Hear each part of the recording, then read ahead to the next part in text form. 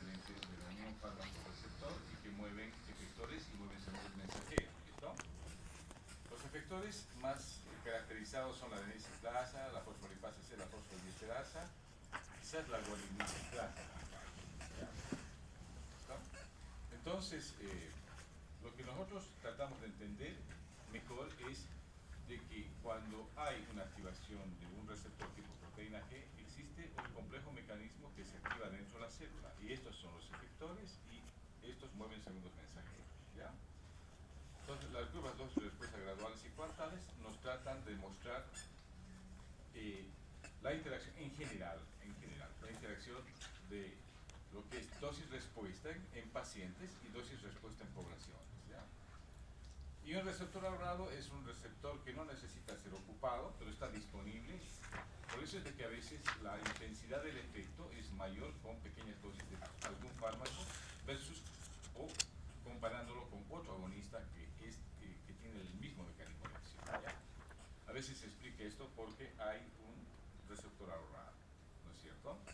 Por ejemplo, a veces tú quieres tener un efecto vasoconstrictor con un compuesto y utilizas en comparación otro compuesto. El primer compuesto te produce una vasoconstricción intensa, por ejemplo, la adrenalina es un potente vasoconstrictor, ¿no es cierto? Pero utilizas tú un agonista parcial que actúa igual en el mismo receptor y la vasoconstricción no es tan intensa. ¿Listo? ¿Cómo se explica esto? Es que cuando la adrenalina ingresa al organismo, se suma la adrenalina endógena y produce una vasoconstricción potente, ¿me entienden? En cambio, en el segundo caso, no hay tanto receptor ahorrado, sino los receptores más están ocupados por un agonista parcial y este agonista parcial nunca produce el efecto máximo, ¿ya? Entonces, eso a tener en cuenta. Luego, el sitio inerte de fijación. ¿A qué se llama sitio inerte de fijación? ¿Ya? En algunos casos son también moléculas endógenas de naturaleza proteica. No saquen fotos, por favor, ¿ya? Después vamos a, ya les he dicho, no conviene que esto salga si no se explica. Mejor entiendan la explicación y después yo les voy a pasar el dato en la plataforma, ¿ya? Un sitio inerte de fijación, esto es un componente de una molécula proteica cuando este está disponible y los fármacos tienen predilección por este sitio. Pero obviamente no desencadenan ningún mecanismo de acción, más bien utilizan a veces como proteínas transportadoras. Por ejemplo, la albumina en el plasma fija fármacos, pero no produce ningún efecto farmacológico. Lo único que hace el fármaco es utilizar como vehículo de transporte la albumina, ¿listo? Para llegar a sitios más distales, ¿ya? Un fármaco para que actúe tiene que llegar al sitio de acción, ¿no es cierto? Por ejemplo, yo doy un agonista beta 1. ¿Dónde espero que actúe? En los lugares donde hay receptores beta 1, ¿no es cierto? Entonces, para esto tengo que elegir una vía de administración. Esta vía de administración tiene un sitio de absorción. Luego del sitio de absorción se distribuyen, llegan al sitio de acción y después de que actúan empiezan a metabolizarse y eliminarse los compuestos. Entonces, con esta explicación les muestro de que hay una relación directa entre lo que es la farmacocinética y la farmacodinámica. ¿Ya ven? La farmacodinámica es el mecanismo de acción, es una vez que el fármaco ha llegado al sitio de acción. La farmacocinética te permite entender cómo un fármaco llega al sitio de acción después de haber sido administrado por cualquier vía. ¿Listo? Puede ser por vía oral, por vía parenteral, por vía intravenosa, etc. Muy bien. Un agonista parcial, te digo, es lo que habíamos explicado hace rato, en el ejemplo de hace rato. Es un agonista que no activa completamente el receptor, sino lo activa parcialmente. Y su efecto siempre es menor, ¿ya? Versus un agonista completo. Los antagonismos ya están perfectamente claros, ya los he explicado. Y finalmente esto, ¿no? Un antagonismo fisiológico. Por ejemplo, nosotros a veces vemos en pacientes asmáticos el problema de la broncoconstricción. ¿Listo? ¿Por qué está mediada la broncoconstricción en el paciente asmático? Por la liberación a veces de mediadores químicos como la histamina y los leucotrienos, ¿no es cierto? Que actúan en receptores de histamina y en receptores de leucotrienos. Pero nosotros lo que queremos es, al tratar, es broncodilatar, ¿no es cierto? Producir un efecto Pero ¿dónde actuamos? En el receptor beta 2, que es un potente broncodilatador. Entonces, estamos utilizando otro receptor, o un receptor diferente, para producir un efecto contrario. ¿Estamos? Lo que les dije, ¿no ve? Si un paciente tiene hipertensión arterial porque le hemos dado, ¿no ve? Fenilefrina. A veces, ustedes saben de que en las farmacias no distinguen mucho un paciente de otro, ¿no ve? Llega un resfriado y a todo el mundo les dan un antigripal, ¿no es cierto? ¿Qué tiene un antigripal común y corriente? Tiene paracetamol, tiene pseudoefedrina o tiene fenilefrina o tiene a veces maleato de clorfeniramina. El paracetamol es un analgésico y es un antipirético, con poco efecto antiinflamatorio. La fenilefrina es un agente que produce vasoconstricción y aumenta la presión arterial, igual que la pseudoefedrina. Y se los utiliza como descongestionantes. Estos dos, en un paciente normal, son descongestionantes y no afectan mucho la presión arterial. Pero en un paciente hipertenso, le sube la presión arterial. ¿Sí? Entonces, nosotros tenemos que tener en cuenta esto. Nosotros los médicos diferenciamos esto. La farmacéutica no le interesa. Para ella todos son resfriados, que todos los resfriados deben recibir o despiden una gripa cualquiera. ¿Verdad?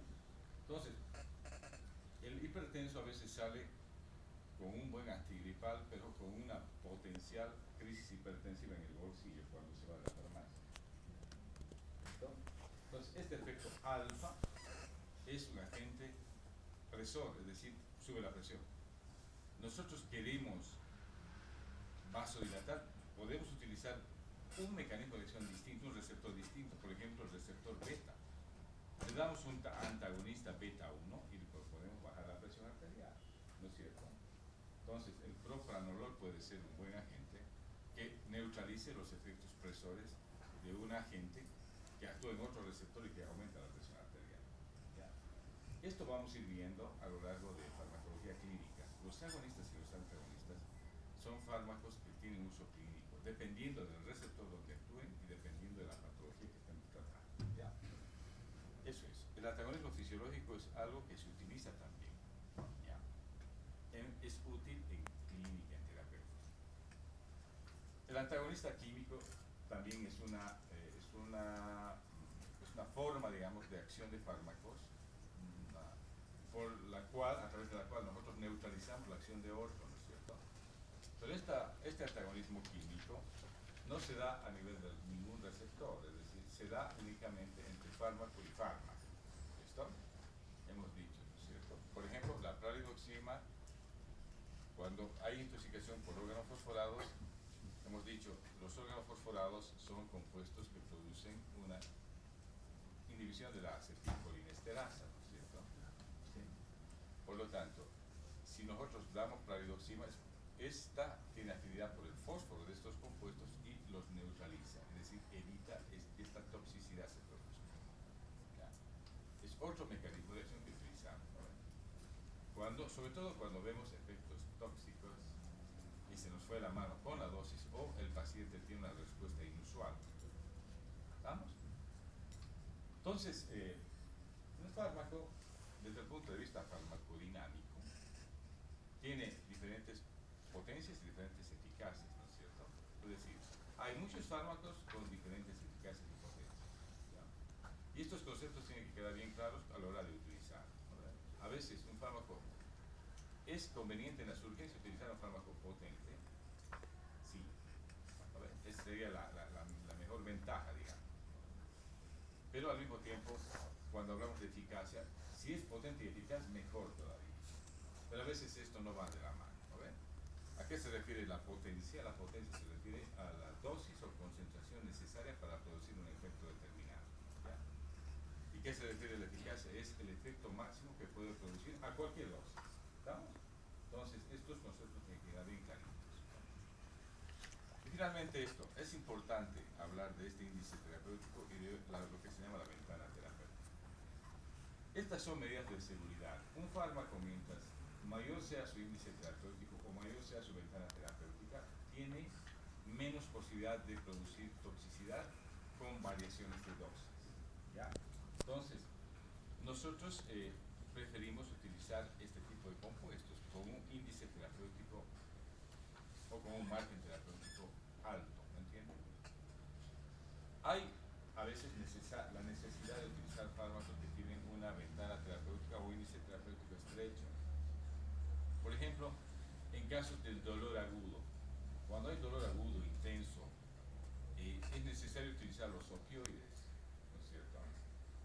Y cuando nosotros utilizamos opioides, a veces utilizamos agonistas potentes que producen una analgesia muy rápida, pero aquí hay que tener cuidado con la dosis, porque mínimas variaciones de la dosis puede llevarte a la depresión respiratoria, que es un efecto secundario que es peligroso, o si bajas mucho, a un efecto subterapéutico, es decir, no analgésico.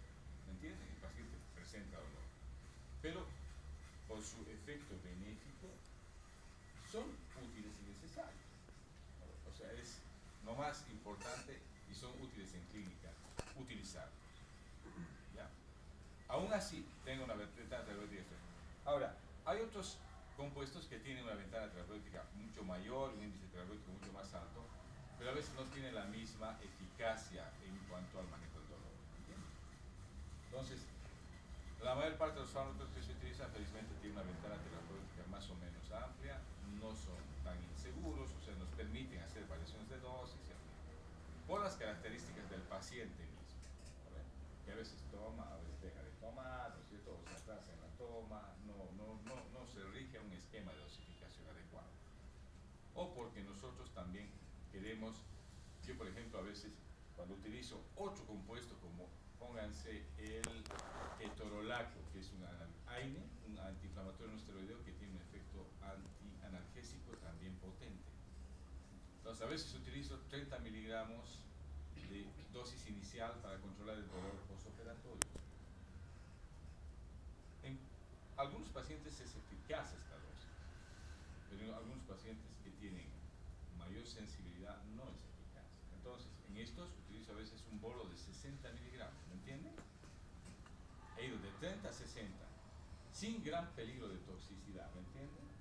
Si yo utilizara un opioide, no podría hacer eso nunca, porque si duplico la dosis, lo llevo al paciente a la depresión respiratoria, ¿entiendes? Entonces, cada fármaco tiene un índice terapéutico determinado y por lo tanto, no es cierto, hay que utilizarlo con mucho cuidado si este índice es estrecho o su ventana terapéutica es, digamos, es muy estrecha. Cuando nosotros estudiamos las curvas dosis-respuesta graduales, lo que nos fijamos nosotros es, primero, en la forma de la curva. Hemos dicho que es generalmente sigmoidea, ¿ya? Donde ustedes tienen acá la dosis del fármaco y aquí tienes la intensidad de la respuesta, ¿ya? En el eje de las abscisas y las ordenadas. Lo que uno ve en esta curva es, primero, el efecto máximo. Esto es eficacia, ¿no ven?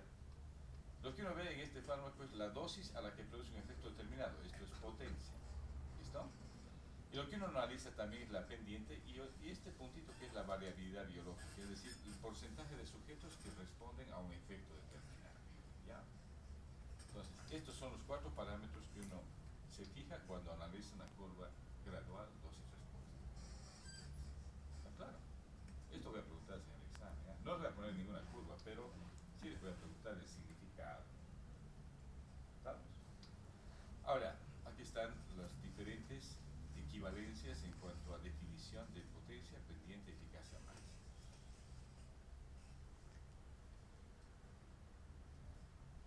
Esto hemos visto, cuando hablamos de mecanismos de señalización, hablamos de receptores, y aquí están los diferentes tipos de receptores, entre los cuales destacan las proteínas G, las más complejas, ¿no ven? Esto vamos a conocerlas un poquito más a detalle aquí. ¿Ya? Hemos dicho que las proteínas G están asociadas a los llamados receptores serpentinos. ¿Por qué se llaman así? Porque a través de 7 veces la membrana salen, entran, salen, entran, salen, entran 7 veces, y ese es el receptor asociado a una proteína G. Hay diferentes tipos de subtipos, digamos, de proteínas G, que están ubicados en diferentes sitios, pero Lo que llama la atención es que estos, hemos dicho, mueven efectores, ya los hemos tipificado, ¿no? Y los efectores que ocasionan alteración de segundos mensajeros o generación de segundos mensajeros. ¿Cuáles son estos segundos mensajeros? Esto también voy a preguntar en el examen, ¿ya? El AMP cíclico, el calcio, los fosfoinosíderos y el GMP cíclico. Y estos son los que operan los verdaderos cambios en el comportamiento de la célula, ¿ya? Lo cual se traduce en un efecto farmacológico. ¿Ya? Ahora, los segundos mensajeros intervienen en dos funciones en este llamado mecanismo de señalización, ¿ya? Es la amplificación o la regulación flexible. Es decir, estos segundos mensajeros son capaces de aumentar la respuesta de la actividad celular o bajar la intensidad de la respuesta, dependiendo de cuál es el segundo mensajero y dependiendo el tejido en el que estén actuando, ¿ya? O la célula en el tejido en el que estén actuando. Muy bien. Y ahora vamos a ver un poco que la respuesta a fármacos no es igual en todos los sujetos. Existen variaciones individuales, ¿no? Lo que es bueno para María no es bueno para Josefina. ¿Por qué? Porque hay pues algún tipo, ¿no es cierto? Algún funcionamiento o alguna condición que hace que María sea diferente a Josefina. Entonces, ahí se rompe el hecho, ¿no ve?, de que la prescripción de boca a boca no sirve, ¿no ve?, o la recomendación de persona a persona no sirve. Nosotros estamos obligados a individualizar la farmacoterapia, ¿no? Y si le damos a María un medicamento, esto no quiere decir que le va a hacer bien a la abuelita, a la tía, ¿no ve?, y a la vecina, no es igual, no son iguales, tienen diferencias. ¿Y por qué hay esta variación en la respuesta? Vamos a ver ahora. Por eso es de que se tiene que individualizar y esa es la responsabilidad del médico, ¿ya?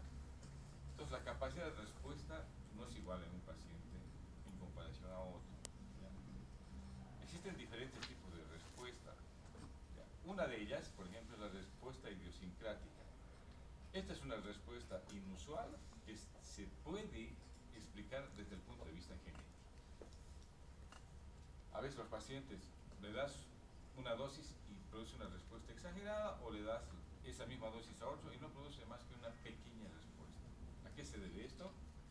A la carga genética, ¿ya? Por ejemplo, ¿qué tiene que ver esto? El metabolismo propio de cada ser humano o de cada organismo, y finalmente los mecanismos inmunitarios, como las alergias, por ejemplo. Las alergias se deben a respuestas idiosincráticas, ¿no?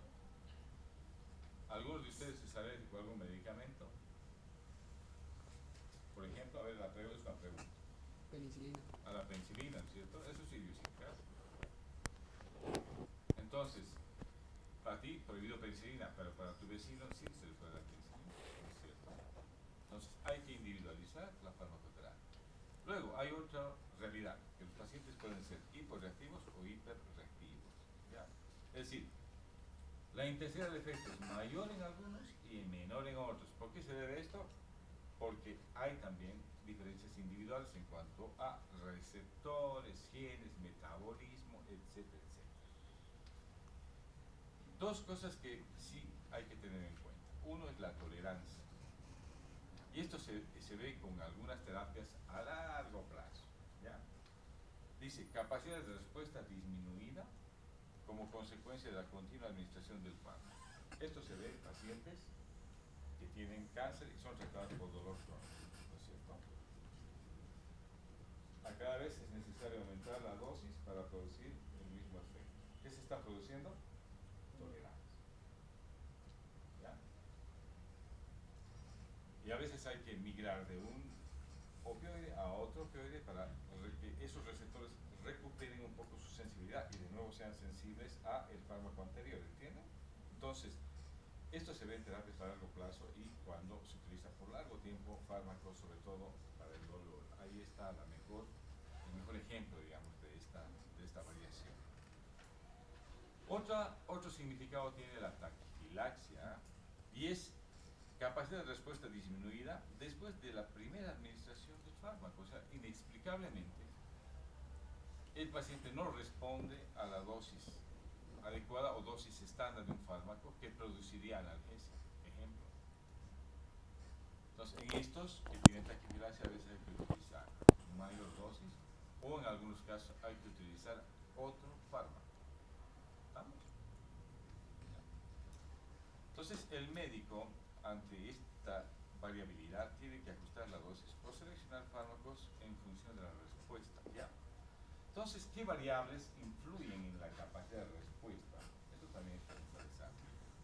Edad, sexo, la talla, enfermedad, administración simultánea de otras drogas. Y yo, más, yo le agregaría función hepática y función renal en cada uno de los pacientes, ¿no es cierto? A Juanita le puedes dar aspirina, le puedes dar tal vez acetilcisteína y le puedes dar un omeprazol y no pasa nada, si no hay mucha interacción, por ejemplo, porque Juanita tiene el hígado sano. Pero si le das, ¿no es cierto?, a tu amigo el chupetín, ¿no es cierto?, ¿ah? Ese que se intoxica y se envenena cada fin de semana con alcohol, ¿no es cierto?, ¿ah? Parece pétalo, ¿sí?, porque funciona alcohol.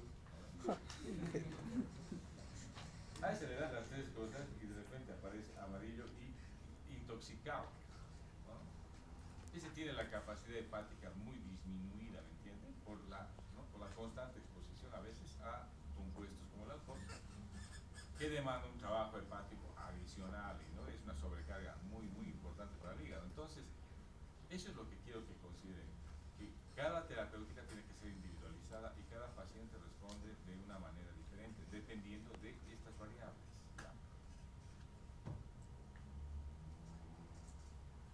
Ahora, ¿qué mecanismo contribuye o qué mecanismos están involucrados en esta variación de respuesta a fármacos?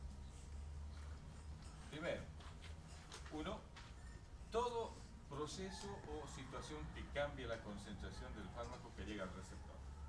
¿Ya? Tú a un paciente con diarrea le darías terapéutica por vía oral.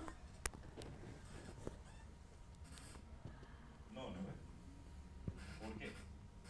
Porque el fármaco no va a llegar, si llega a sitio de absorción se va a ir junto con la diarrea, ¿no es cierto? ¿Sí? Es decir, hay un tránsito intestinal acelerado que impide que el fármaco llegue al sitio donde tiene que ser absorbido, ¿no es cierto? A un paciente que tiene vómitos, ¿le darías tabletas para que tome? No. ¿Por qué? Porque obviamente es imposible que el fármaco llegue al sitio donde tiene que absorberse, ¿no es cierto? Entonces, hay muchas situaciones donde la velocidad de absorción o la alteración de la velocidad de absorción, ¿no es cierto?, hace que el fármaco, las alteraciones estas, impiden que el fármaco llegue al sitio y se absorbe en el sitio de absorción. ¿Estamos? Entonces, esto es importante. ¿Ya? Ahora, la distribución. Hay pacientes que tienen altos grados de deshidratación y a los que hay que hidratar primero, ¿para qué? Para que el volumen sanguíneo sea el adecuado, el volumen plasmático sea el adecuado y el fármaco pueda migrar desde su sitio de absorción hasta el sitio donde tiene que actuar, ¿ves? Entonces, esto influye también, ¿ya? O en la eliminación del compuesto de la sangre, ¿no ves? Si el paciente se metaboliza en el hígado, o sea, se inactiva en el hígado, y el paciente tiene una insuficiencia hepática, lo más probable es que produzcamos es toxicidad, ¿no es cierto? Porque el fármaco sigue en el organismo, actúa y sobreactúa y no se elimina fácilmente, ¿no ves? Entonces, hay que tener cuidado en los pacientes respecto a la eliminación, sobre todo en los que tienen insuficiencia hepática, y los fármacos se eliminan por esta vía, y en los pacientes insuficientes renales, donde el fármaco también se elimina por esta vía, ¿no ves? Aquí se produce toxicidad con mucha facilidad, ¿ya? Entonces, la velocidad de absorción, la capacidad de distribución o la eliminación del compuesto de la sangre, ya sea por vía renal o por vía hepática, ¿de qué depende? De la edad también. Los más chiquitos tienen más problemas porque sus hígados son inmaduros. Los ancianos también tienen problemas porque ya están desgastados sus sistemas biológicos, ¿no? El sexo, hay una diferencia en capacidad entre hombres y mujeres, existe esta diferencia. El peso también, ¿no es cierto? Un gordo de 180 kilos no tiene la misma demanda a veces que un flaco de 20 o 25 kilos, ¿cierto? a veces se calcula dosis kilopeso, ¿o no? ¿Estamos? Estado patológico, ¿no es cierto? Función hepática, función renal, ¿no es cierto? Y diferencias genéticas. ¿Estamos? Todo esto afecta a la llegada del fármaco al receptor o al sitio donde tiene que actuar. Otra situación es variación en la concentración de un ligando endógeno. Es decir, nosotros a veces administramos fármacos, pero en el organismo tenemos también los mismos compuestos que actúan sobre los mismos receptores, ¿me entiendes? Entonces, cuando administramos un agonista alfa, tenemos adrenalina dentro, nosotros tenemos adrenalina dentro, ¿no es cierto? Entonces podemos obtener una respuesta con poca dosis, ¿no ves? ¿Por qué? Porque la adrenalina endógena también contribuye a que la respuesta sea, o se produzca una respuesta, digamos, de intensidad mayor. Entonces, este mecanismo, digamos, contribuye a la variabilidad también en las respuestas de los agonistas farmacológicos. Nosotros a los pacientes hipertensos, ¿no es cierto?, a veces en la consulta de emergencia, cuando vienen hipertensivas, primero los hacemos sentar, les hablamos bien, los tranquilizamos porque la carga de estrés agrava el estado hipertensivo, ¿entienden? Antes de administrarle un compuesto que le baje la presión inmediatamente. Porque a veces las respuestas bruscas llevan de hipertensión a un estado de hipotensión y pérdida de conocimiento, ¿entienden? Entonces se les baja la carga de estrés, se baja un poco la carga de adrenalina y después se administra el antihipertensivo. ¿Ya? Otro compuesto, el propranolol, por ejemplo, que a veces se administra, es un antagonista beta que se da en pacientes que tienen crisis tiroidea, ¿ya?, o tormenta tiroidea. Esto lo vamos a entender mejor cuando veamos el módulo tiroides. Entonces, este es un fármaco muy útil porque bloquea toda la descarga beta 1 y beta 2, ¿no ves? Es beneficioso para el paciente hipertiroideo, ¿no?, en los que a veces, viendo la intensidad de la crisis, digamos, tenemos que utilizarlo por vía parenteral, ¿ya? Pero yendo de menos dosis a más dosis, con ese cuidado.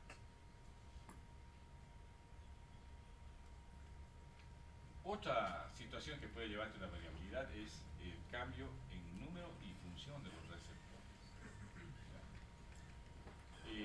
Estos receptores son moléculas activas que, ¿no ve?, pueden incrementar o disminuir, ¿no?, dependiendo a veces del estado fisiológico del sujeto. ¿Ya? Obviamente, por ejemplo, cuando hay hipertiroidismo, se ve que hay una cantidad incrementada de receptores beta 1 y notan principalmente los receptores beta 1 a nivel cardíaco. Entonces el paciente que tiene una crisis tiroidea tiene taquicardia, tiene hipertensión arterial, tiene hiperexcitabilidad, ¿no?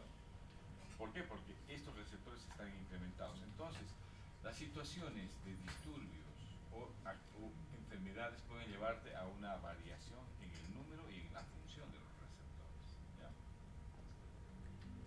Ahora, hay dos situaciones a las que puede llevar, digamos, este descenso o ascenso de los receptores, ¿ya? En este caso vamos a ver qué pasa cuando hay un descenso, es decir, hay una situación patológica que hace que los receptores estén en menos proporción. No estamos hablando de receptores beta 1, ¿eh? Estamos hablando de receptores en general todos los que vamos a ir conociendo durante el año. Cuando el agonista induce un descenso, produce una regulación descendente, ¿ya? Es decir, si los receptores están en menos cantidad, no hay, aunque des agonista, no produces la intensidad de respuesta a veces que buscas, ¿no? ¿Estamos? Una situación cualquiera que lleve una regulación descendente disminuye la capacidad de respuesta, a eso se refiere. O en otras situaciones existe, el número está, pero los receptores no se acoplan fácilmente al fármaco agonista, por lo tanto hay una desensibilización. ¿Ya? Cuando sucede esto, disminuye el número, se habla de regulación descendente. Y cuando se habla de que están los receptores ahí, pero no se acoplan con facilidad al ligando endógeno o al ligando exógeno que le has puesto tú, hay desensibilización. ¿Ya? Y esto explica a veces lo que se llama la tolerancia o la taquifilaxia, ¿no? Una exposición continua agonista puede producir regulación descendente o puede producir desensibilización. Por eso de que no es el mismo efecto cuando utilizas un analgésico durante meses. Cada vez la capacidad de respuesta es menor. Y a veces la estrategia es cambiar de fármaco, ¿no? Sí, puedes cambiar de fármaco un tiempito, pero después vuelve a recuperar su sensibilidad y el número vuelve a recuperarse y después puedes volver a utilizar y seguir teniendo el mismo efecto, ¿no? Otra situación que se da es cambios en los componentes de las respuestas distales al receptor. Hemos dicho, la interacción fármaco-receptor apenas es el primer paso de lo que es la respuesta, ¿no? De lo que es el efecto farmacológico. Hemos dicho, más allá de la ocupación del receptor, se activan mecanismos intracelulares, que a veces implican efectores y segundos mensajeros, ¿no es cierto? Entonces, a veces esto se observa, ¿no? Que dentro de la célula hay algunas células que responden más y otras que responden menos, dependiendo del sitio tejido donde estén y también de la regulación fisiológica de los sistemas orgánicos, ¿no es cierto? Y eso es variable, o sea, cada uno de nosotros tiene sus propias capacidades de respuesta. Entonces, no sirve dar un mismo fármaco, ¿no? De memoria, para que tome Juanita, tome Periquita y tome, ¿no? la Josefina. No, no es lo mismo, ¿entienden? ¿Por qué? Porque existen explicaciones, ¿no? Todo esto es investigación, producto de la investigación, y existen variaciones individuales, existen, y el médico tiene que estar al tanto.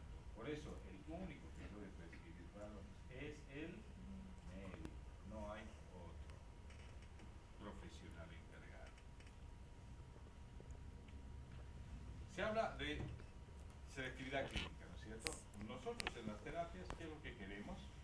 Es que nuestro tratamiento vaya dirigido a aliviar la enfermedad, a aliviar todo lo que son signos y síntomas, ¿no es cierto? O a curar la enfermedad, mejor si fuera así. Entonces, todo el arsenal que tenemos de drogas en el mundo, muy pocos tienen esta particularidad de ser altamente selectivos. Casi la mayor parte actúa en más de un receptor. ¿Listo? No se habla de especificidad en esta situación, se habla de selectividad, ¿me entienden? Porque hay fármacos que por ser, o cuando son muy altamente selectivos, igual pueden actuar débilmente aún así en otro receptor. Y esto ha pasado con los AINE, por ejemplo, los antiinflamatorios no esteroideos. Los fármacos no selectivos son, por ejemplo, la aspirina, el ibuprofeno, la indometacina, son antiinflamatorios no esteroideos que actúan tanto en la COX-1 como en la COX-2, es decir, la ciprooxigenasa 1 y en la ciprooxigenasa 2. Por lo tanto, producen efectos antiinflamatorios, pero también gastroagresivos, ¿no ven? Entonces, la investigación ha dicho cómo podemos hacer fármacos selectivos y salen, digamos, los coxibs, ¿no ven? El celecoxib, etolicoxib, rofecoxib, que son antiinflamatorios no esteroideos, pero que tienen selectividad de acción por la ciprooxigenasa 2, que es la prostaglandina, o sea, que es la que se encarga de producir inflamación. Pero se ha visto de que a medida que se sostiene la terapia con estos fármacos, igualito la COX-1 se ve afectada. Es decir, a pesar de ser selectivos, no son 100% así. Afectan en menor medida a la COX-1, pero con el tiempo vuelven a producir lo que producían los no selectivos, que es el efecto gastroagresivo, es decir, inflamación, gastromedicamentos, etc. Hasta a veces hemorragias digestivas. Entonces, y ese es el desafío de la investigación, ¿entienden? La farmacodinamia ha hecho de que se conozcan cada vez mejor los receptores. Y la farmacodinamia implica un desafío a la investigación para que se hagan cada vez fármacos más selectivos, ¿no es cierto? Porque a partir de eso podemos producir menos efectos adversos. Entonces, ese es el desafío de la investigación, llegar a tener fármacos altamente selectivos, ¿ya? ¿Se logrará algún día? Sí, se logrará, porque hoy en día con el genoma humano, el descubrimiento ¿no? de la parte genética, se está logrando. Ha nacido una ciencia llamada la farmacología genómica, ¿no es cierto? Entonces, se está hablando ya a nivel de micropartículas o subtipos específicos de receptores, o inclusive bypassar al receptor y llegar al efector o al segundo mensajero, ¿me entiendes? El desafío investigador. ¿Ya?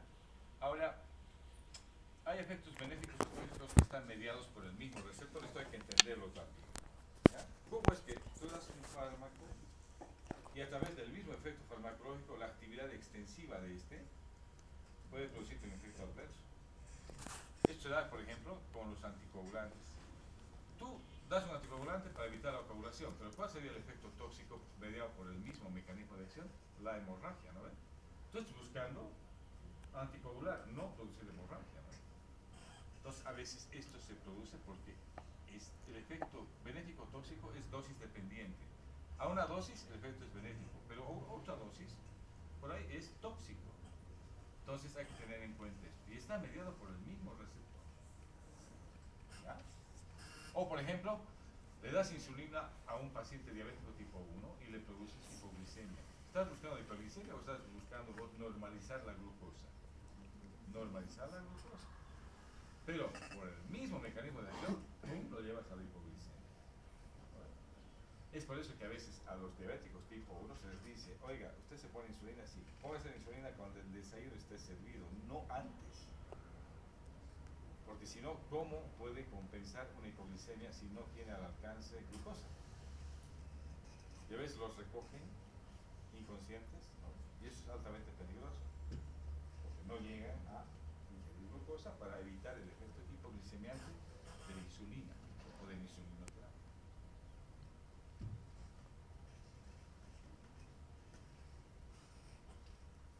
Finalmente, hay efectos benéficos o tóxicos mediados por receptores idénticos, pero en distintos tejidos. ¿Ah? Esto se puede dar, ¿no? Ahora, para evitar esto, se aconsejan 3 medidas. 1. Un fármaco debe administrarse en la dosis más baja. ¿Sí? Nunca empezar con dosis totales o completas, siempre empezar con dosis bajas. ¿Ya? Por ahí, una dosis intermedia, una dosis baja, te produce el efecto benéfico que tú buscas. Y es suficiente. ¿No ves que las abuelas dicen, hijito, ¿qué estás tomando? Estoy tomando vitaminas, ¿sí? Es que es medio bruto, tómate una más, te dicen, ¿no es cierto? Porque con 2 por ahí ya no dejes de ser bruto completo, ¿no ves? ¿Ah? O los pacientes que dicen, si una tableta por día me cura en 3 días, 3 tabletas en una me va a curar en un día, ¿no ves? Creencias, ¿no ves? Entonces hay que tener cuidado con la dosificación, empezar siempre con la dosis más baja, ¿no? Para evitar esto, la toxicidad. Segundo, cuando hay toxicidad, a pesar de utilizar dosis baja, hay que ver la posibilidad de utilizar otro fármaco con un mecanismo de acción diferente. ¿No es cierto? Hay recursos. Si no me va bien con la heparina, puedo pasar a la warfarina, ¿no es cierto? Si no me va bien con la heparina, puedo pasar a el rivaroxaban, que son inhibidores del factor desactivado, que también tiene efecto anticoagulante. Y finalmente, elegir otra vía de administración para evitar los efectos sistémicos. Por ejemplo, si utilizo corticoides por vía sistémica, pueden ser benéficos en un paciente asmático, ¿no? Porque en el asmático no solamente hay broncoconstricción, sino hay inflamación de la mucosa. Y eso impide que respiren bien. Entonces, un corticoide sistémico les ayuda. Pero en ese afán de buscar desinflamar la vía respiratoria, yo produzco efectos sistémicos, ¿no ves? Bajo la inmunidad y produzco una cierta osteoporosis, un disturbio metabólico serio, porque el corticoide dentro es benéfico para algunas cosas, pero es perjudicial para otros tejidos y sistemas. Entonces, ¿cómo evito esto? Utilizando corticoides por vía en aerosol, es decir, directamente en la vía respiratoria. Produzco menos efectos sistémicos, ¿no ven? Entonces, estoy evitando que este ingrese en gran parte, este fármaco ingrese en gran parte a la circulación y se quede en la vía aérea donde necesito que actúe. ¿Entienden? Es otra forma de evitar, digamos, la toxicidad. Y finalmente, hay efectos benéficos y tóxicos mediados por distintos receptores, ¿no es cierto? Y para esto, como les digo, siempre piensen. Para eso hay que estudiar mucho fármaco. Elegir el fármaco más selectivo. El fármaco que tenga eficacia y tenga una potencia adecuada. ¿Me entiendes? Para eso sirve la información farmacodinámica. ¿Listo? Y esto sigue representando un desafío para la investigación porque a partir de conocer cada vez más tipos y subtipos de receptores es que se pueden diseñar moléculas cada vez más selectivas y más precisas. Y con esto hemos terminado el capítulo.